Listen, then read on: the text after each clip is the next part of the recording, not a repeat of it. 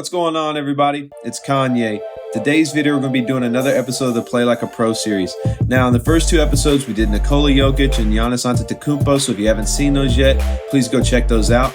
Today, we're going to be doing Tim Duncan. This was actually a comment request on one of the previous Play Like a Pro videos, and I want to restate, if y'all want to see any pro basketball player, former pro basketball player as a build in my career, by all means, just drop the comment and I'll get it going for you. I'm making these builds based off of 2K ratings, so that way it can be pretty accurate. Before we get started here, please don't hesitate to like and subscribe, and let's go ahead and get going. So we are going to be making a power forward today. Tim Duncan played primarily the power forward position. He could play the center as well, and this build will be able to do both. Handedness and jersey number are up to you. When we look at the body settings, I am going to go 6'11", and weight 255. That was Tim Duncan's height and weight. I've decided I want to kind of start going more that route in terms of how I set up. I've been trying to keep the heights relatively accurate, but from now on, I think I'm going to just keep them spot on. Because again, we want more authenticity with it. And I also want to point out before we get into this was a build that I got a lot of controversial comments on when I made it last year in 2K22 using the pie chart system because my mid-range wasn't high enough or whatever. So this year we're using 2K ratings. I'm using 2013, 2014 Tim Duncan. I could have used all-time Tim Duncan, but his ratings are all 95, so there's really no point. So we're using 2013, 2014 Tim Duncan. So if you want to check me on it, look up 2013, 2014 Tim Duncan on 2K ratings, but I'm also going to be having them on this video. So let's go ahead and take a look at our attributes. So to start with close shot, we've got a 95 close shot, a 78 driving layup, a 66 driving dunk, and we also have an 80 standing dunk and a 95 post control. I'm going to go ahead and put up Tim Duncan's 2013-2014 Tim Duncan's ratings right here, and you can see that, we were able to pretty much stay spot on. The only one that is a little bit different is the post control. I didn't go all the way up to 98. I felt like 95 was enough. You are going to see here that we do have 23 finishing badges. When we look at the 23 finishing badges, you're going to be able to apply 10 in these first two tiers, which is going to give you a lot of your post scoring badges like back down punisher, drop stepper, post spin technician. You're definitely going to want midi magician because Tim Duncan could hit those middies. But that's actually a shooting badge, excuse me. But we are going to want, post spin technician, drop stepper, dream shake, back down punisher. And then, we're going to have 13 badges after we apply those 10 so we can get things like rise up, mash, or fast twitch to allow us to finish under the rim really well. Overall, a really good inside scoring build. When we move down to shooting, you see we've got a 70 mid-range, we've got a 48 3-ball, and a 73 free throw. And when we look at Tim Duncan's ratings for 2013-2014, it is the exact same. I kept it the exact same. I also want to point out in the outside shooting tab, we have the close shot, which I left at a 95 under the finishing. So we have 7 shooting badges. Again, not too many options here. Really, I would just throw on your midi magician on silver and maybe your amped on silver, and then whatever you want to do with the rest is up to you. I would just say those two to help you with your post fades, especially if you're low on stamina, things like that. Now, to move on to playmaking. So, you're going to see here we've got a 68 pass act, 55 ball handle, and a 42 speed with ball. I'm going to put up the attributes here is the exact same again, 68 pass act, 55 ball handle, 42 speed with ball. And luckily enough, even with these lower ratings, we are able to get 7 playmaking badges. So we're going to be able to get things like, floor general. We can get break starter, vice grip. Actually, I would probably get break starter and vice grip on bronze and then throw floor general maybe on bronze. Again, this build is going to play like Tim Duncan, so you're going to be back to the basket. You're not going to need handles for days, quick first step, things like that.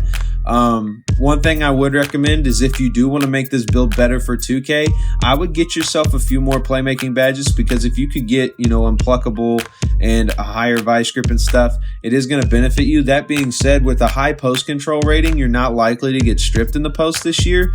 Unpluckable is more for handling the ball outside of that, so just keep that in mind. Now, to move down to defending and rebounding. Now, this is one of the better sections in terms of Tim Duncan's ratings. So we have a 93 interior defense, 69 perimeter defense, 60 steal, 86 block, 86 offensive rebound, 85 defensive rebound. So when we look at his 2K ratings, we see we have a 95 interior defense, so we're just 2 below that.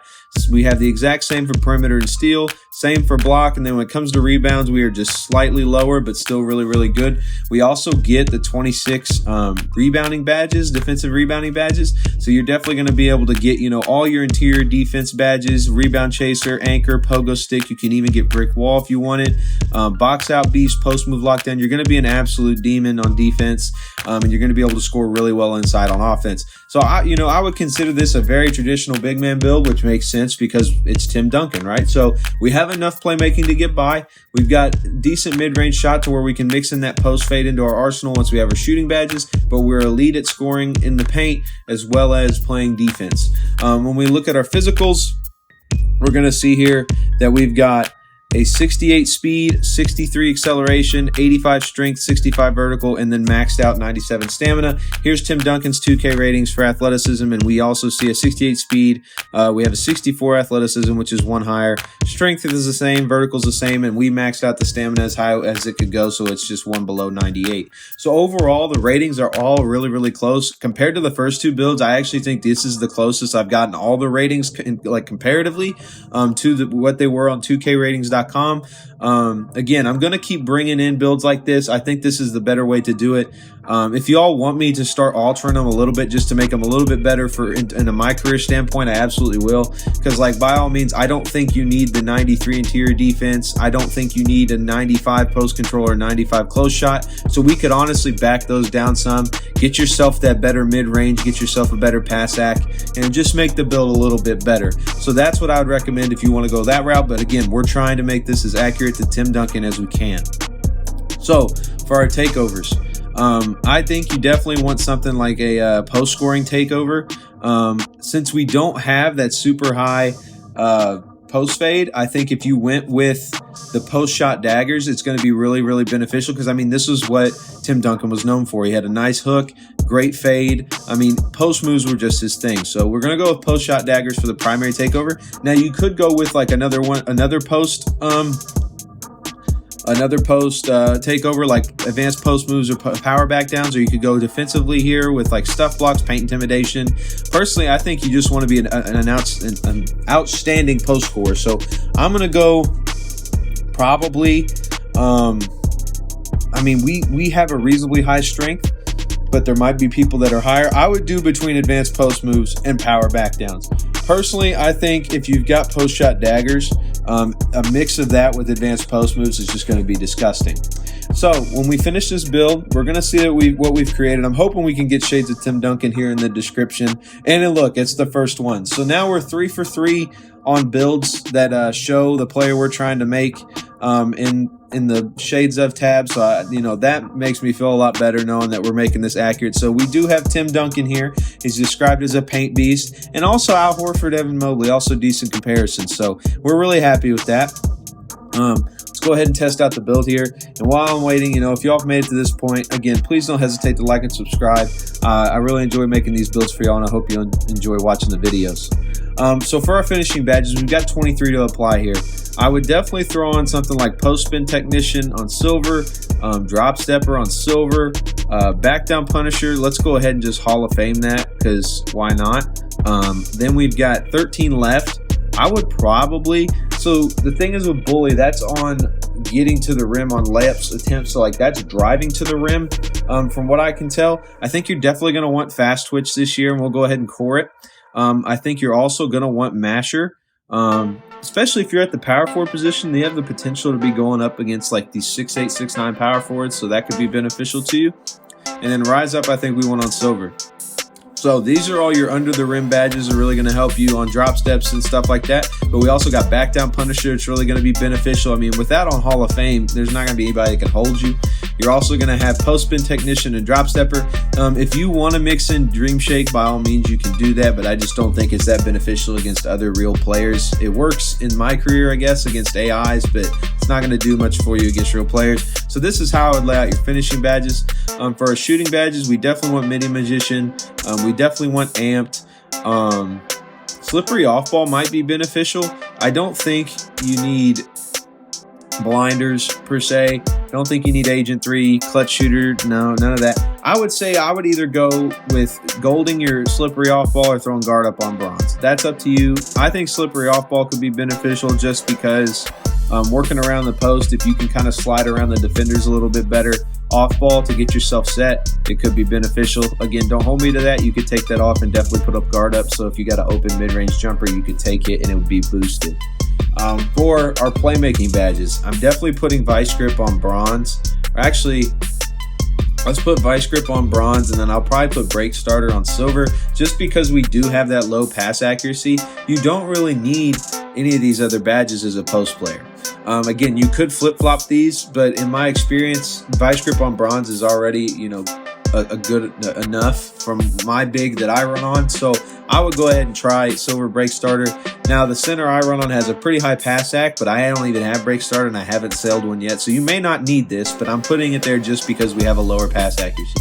Now for the last section, 26 defensive badges, this is our biggest spot.